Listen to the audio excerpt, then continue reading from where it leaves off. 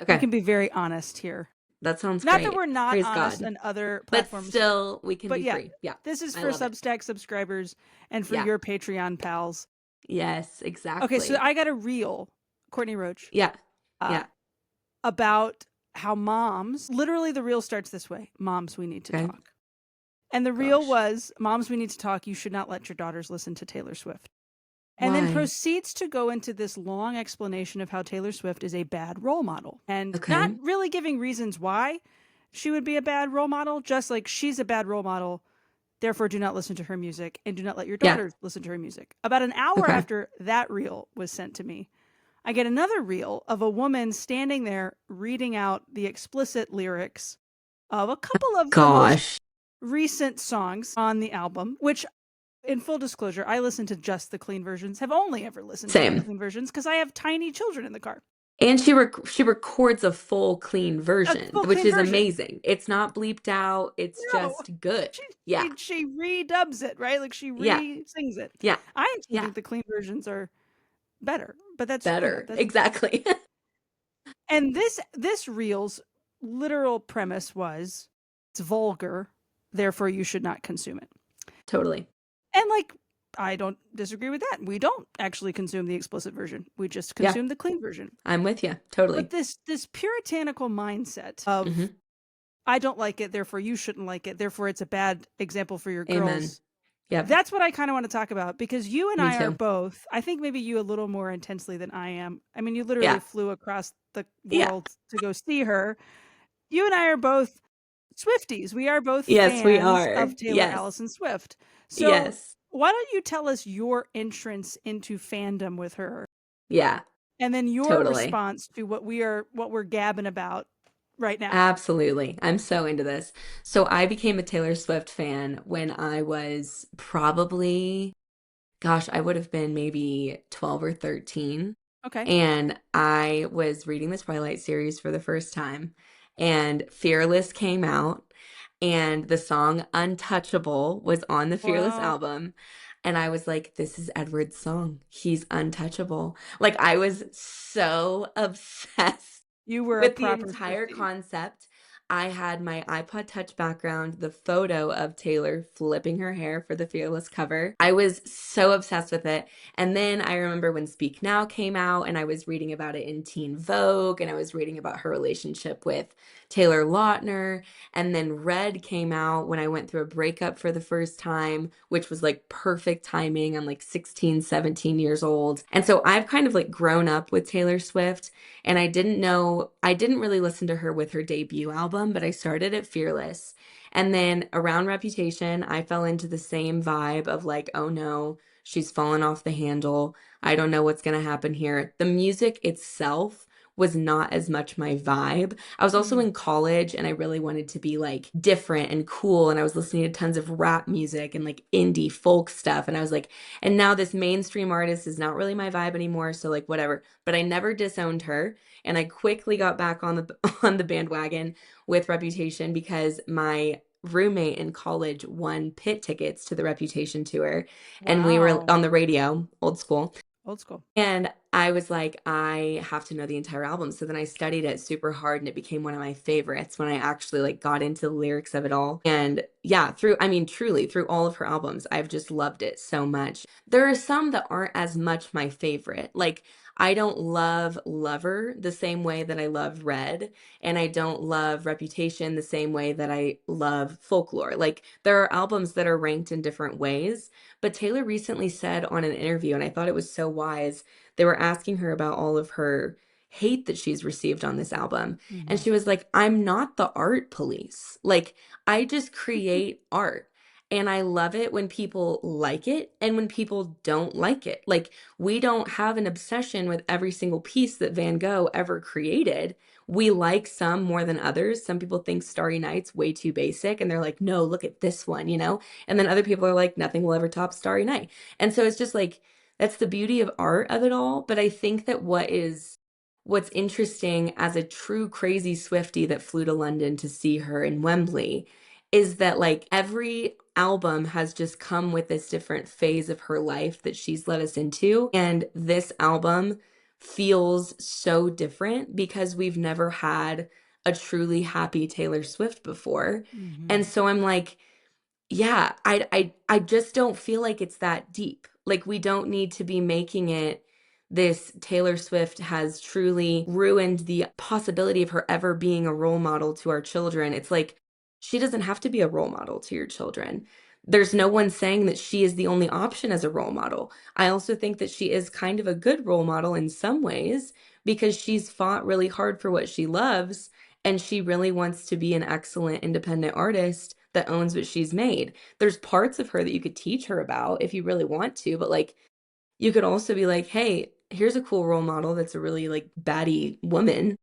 Here's Saint Joan of Arc. Let's look at her." Like you can like shift things, and like your hopefully your child isn't scrolling on Instagram and TikTok and seeing everything that we're seeing where it's like fully encompassing your whole world, but you have control as the parent to decide what your child can look at from a role model perspective. I am a huge Swiftie. Taylor Swift is not my role model in life. Mhm. You know what I Yeah. mean? Yeah. There's a And difference. that was my immediate thought when I saw the reel. It was like I no celebrity is a role model for my kids. Like even No. Dolly Parton, who we are diehard fans of in this house, Love. when we Praise went God. to Dollywood and like toured her home and the tour bus and like saw the Yeah. wigs, I like made it very clear to my daughter, we like Dolly's art, we appreciate Yeah. Dolly's fashion. We don't want to be Dolly Parton. I would No. like to be as generous as Dolly Parton. I'd like Totally. some of Dolly Parton's wealth, but like I also she Totally. has talked about the hardship of fame. She's talked Yeah. about how her husband never really wanted to be in the public eye because he knew the Totally. scrutiny that would bring. Like I think we can objectively appreciate the entertaining thing a person creates without Yes. idolizing the person. And Taylor Swift uniquely falls under the ire of people, and they're like, no, no, no, Yeah. you can't do it with her. And I don't know why. I don't know if it's because there's a little bit of jealousy. Women are sometimes jealous of other women's Yep. success. I don't know if Totally. it's she has lived her life in such an out loud way that people just Yeah. assume they're allowed to have an opinion, and therefore, Yeah. well, she's been loud, so I can be loud. I think, and I've been thinking about it all day since I saw the reel this morning while I was drinking a Dutch Brothers coffee, and it made me mad. Yep. What I What a think way it to ruin a really cup of coffee. I know, right? And, like, it's not even that good anyway, but, like, True. I it's very sugary. Dutch Brothers needs to tamp the sugar down. But I think the third thing, it's like, okay, so there's a jealousy component, there's a she's been very out loud, but I Mhm. really do think, and this album especially, Taylor Swift is a theater nerd, kind Mhm. of sometimes not a pick me girl by any means, because, like, she Right. doesn't care if you like her or not, but she Right. is so completely herself that Yes. I think some people are insecure when they see that, like, yeah, the nerdy gal is going to write an entire song and put Ophelia in the title, which Right. is going to lead me to have to explain to my children who William Shakespeare is, what Right. happened to What Ophelia, Hamlet? and like Yeah. why she's saying she's not Ophelia, which I actually love that sparks conversation. So those Me three too. things, a jealousy, she's out loud, but also she's completely herself, just leads to Yes. people hating on her. Yes. Exactly. And I think that most of the artists out there, they are just trying to be what the audience wants them to be. Like so many artists are just trying to be what the audience wants them to be. I just saw the Jonas Brothers in concert the night that the album came out. It was a Hmm. very overstimulating evening for me. And I was They there were loving you to heaven, and then you got Opalite in the next literally hour. immediately. I'm in the car and I'm listening to Canceled, looking at the lyrics, like what is going on? And I'm like still freaking out about Joe Jonas singing Burning Up. And so it's, yeah, when I went to the Jonas Brothers concert, it was super enjoyable, but it's exactly what you would expect from a Jonas Brothers concert. And I had a great time. But if they ever went outside of that and did something that they desired, let's say their desires versus the audience's desires don't line up.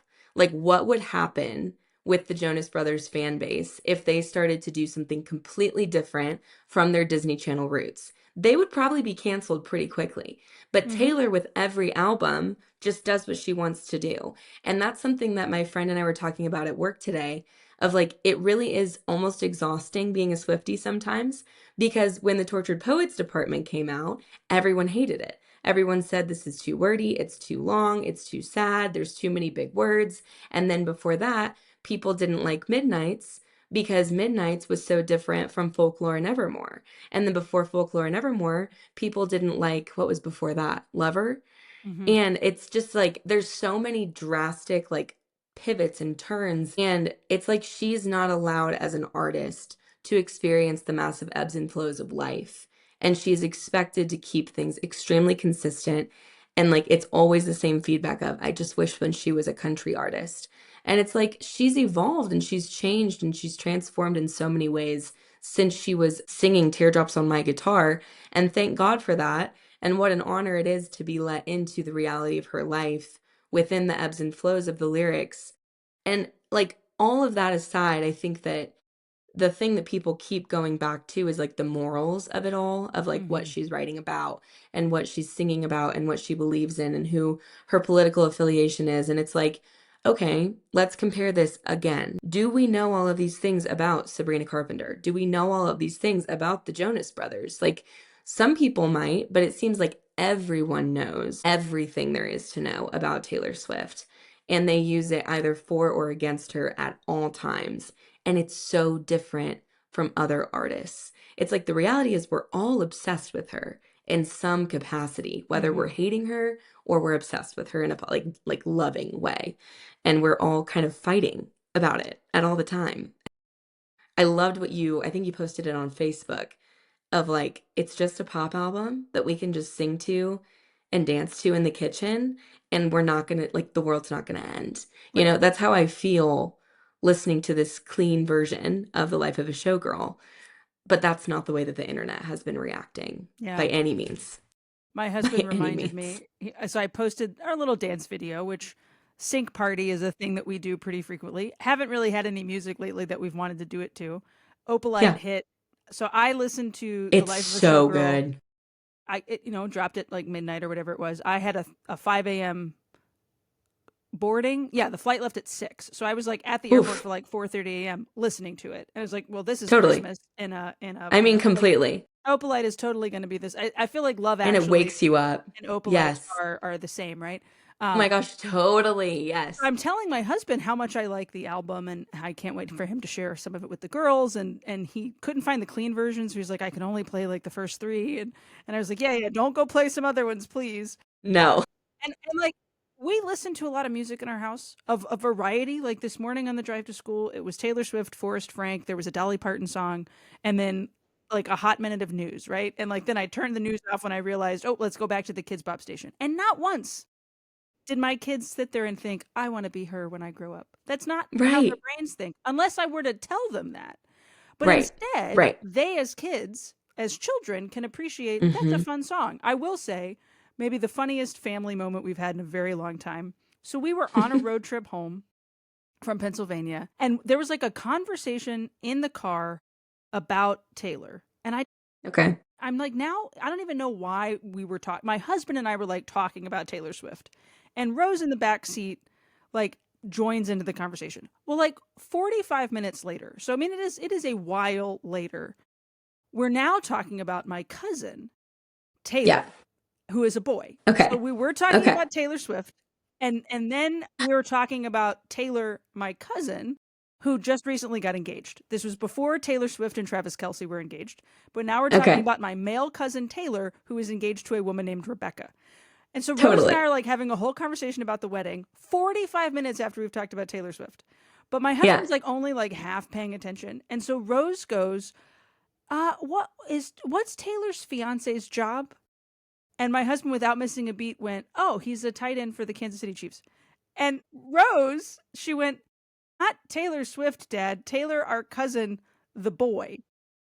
And my husband turns bright red and he's like, sorry, sorry. I was still thinking about Taylor Swift and Travis Kelce.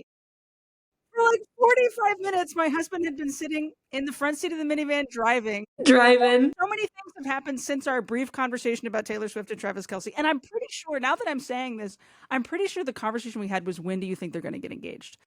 Uh, Because my goodness. because I had seen, that's exactly what it was. I had seen that she was announcing that they were going to do New Heights. That's what it Yeah. was. And so I was Big like, deal. that feels like a big thing. And like Yeah. my husband You knows were right on to I'm it. a casual Mhm. fan, right? So anyway, it was Yep. just, and I say all this to say, like, she is in the ethos of our house sometimes. My husband's one like claim to fame is that his sister worked for Big Machine Records and worked directly with Taylor Whoa. years ago. And he got me Whoa. tickets to go see her at a country music festival when we first started dating. And so, Oh like, my I gosh, mean, we've been so casual fun. fans of hers, but none of us are sitting here thinking we want our girls to be her. None No, of us are sitting here reading the lyrics out and analyzing them with our children. You can no. enjoy things, people. And like Mm-hmm. this puritanical limiting that I feel like happens with pop culture stuff, especially, you know what I really think is going to happen, Courtney? I think kids will rebel against that eventually. Or they'll Mm, be like, I could Mom, really see that. you know, like, have you watched K-pop Demon Hunters? Has that entered your Yes, world? Okay. very much so. I have not let my daughter watch it yet. Not on puritanical grounds, but purely because I want to watch it with her and we haven't really had a chance to do so. And she is actively asking to watch it because she feels left out at school. And I, Totally. I could Sure. be like, put my foot down, we're not watching that.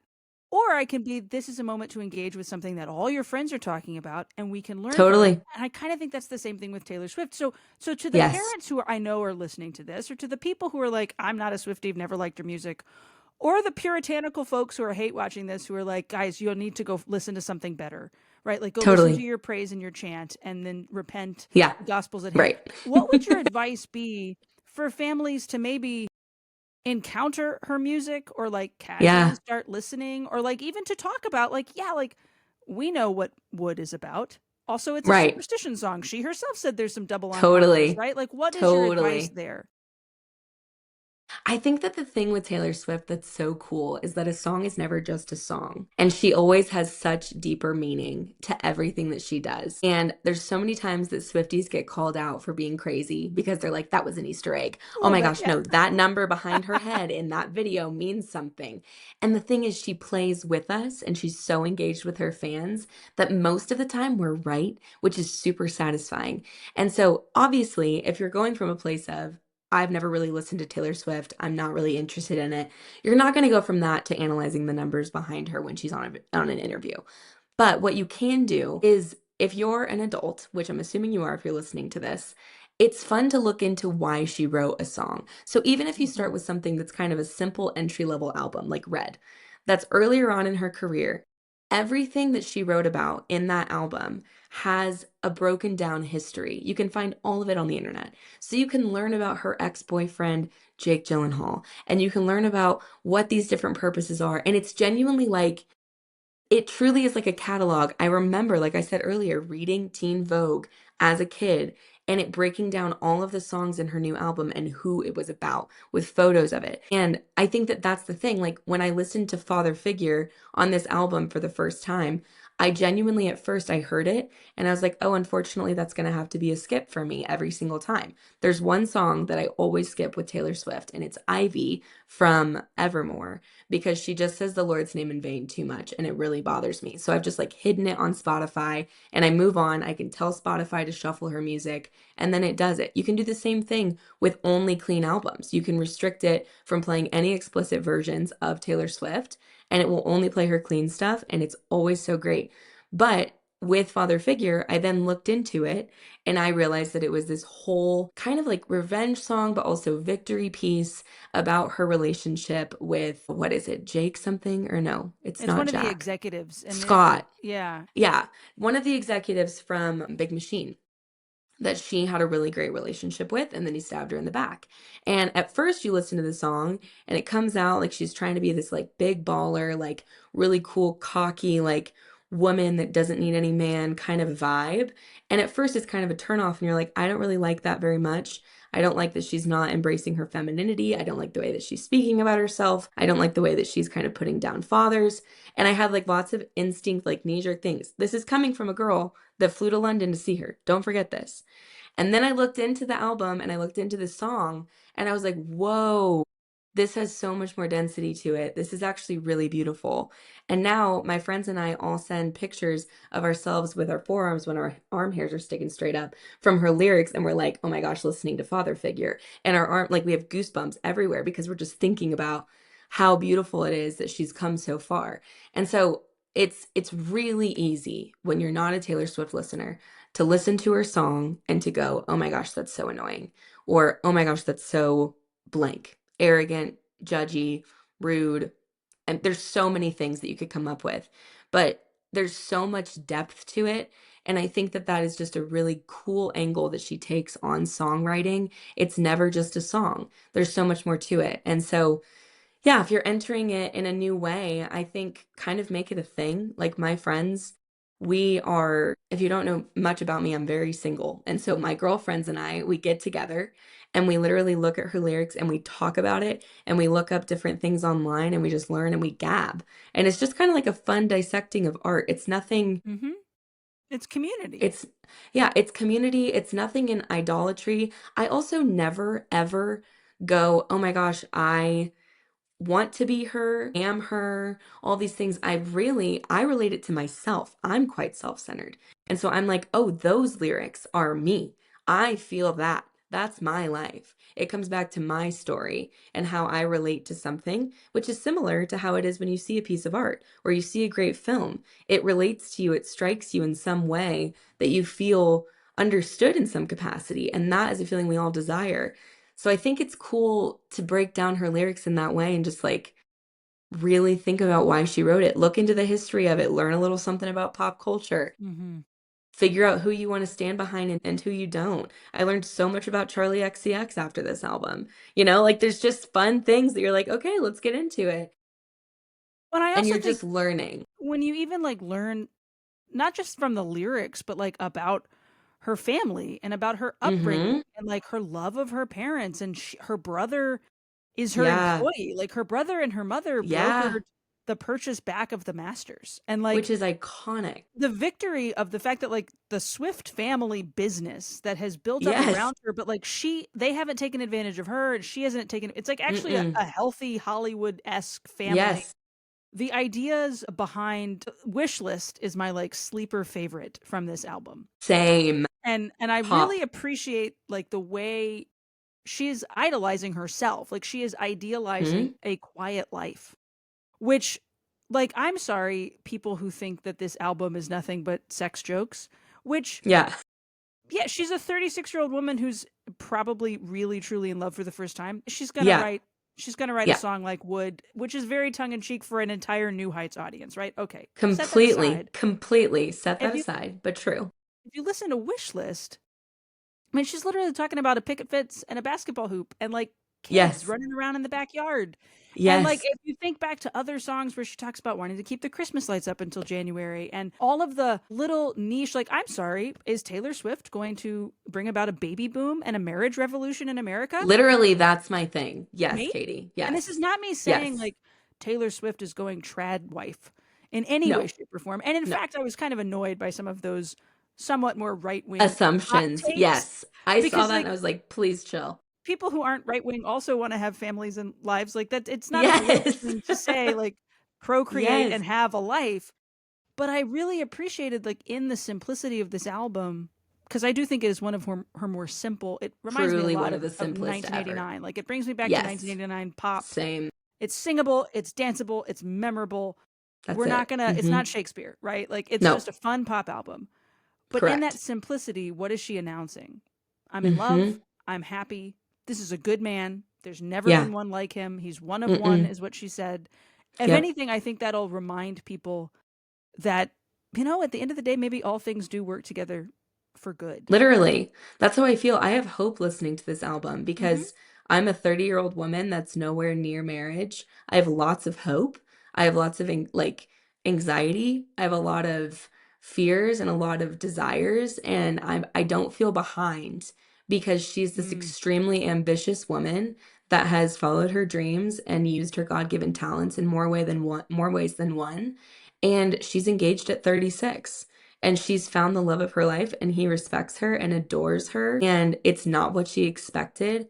And that song Wishlist is just so cool because I think that she also wanted the Grammy on the floor and she wanted all Yeah. of these things that she's stating, but then she also realizes that at the end of the day she's made for relationship and she just wants to be with Travis and she just wants to have kids running around the neighborhood. And it's so cool to see that desire in someone that is so, so famous. I mean, And she is successful. Oh, yeah. tremendous. And so That's something that we always wondered, and she'd had interviews in the past of her talking about how she doesn't believe in marriage, and she refers to that in this album, and she's gone through so many phases of herself and figuring out what her look is and what her style is, and we've seen so many eras of that, and now she's in this place where it is quite simple because her life is not overly complex and dramatic in the same way that it used to be, and we're getting to experience that through her music, and it's exciting, and it's cool. And it's like truly, so many people have been saying, if you miss the Tortured Poets Department, go listen to it. Back and If you listen miss to it. Folklore and Evermore, Yeah. go listen to it. Like the albums aren't gone now. This is just a new opportunity and like it's just new music. I literally missed the Tortured Poets Department at work 2 days ago because I work up in the mountains and it was just twilight weather. I'm just talking about Twilight and Taylor all day.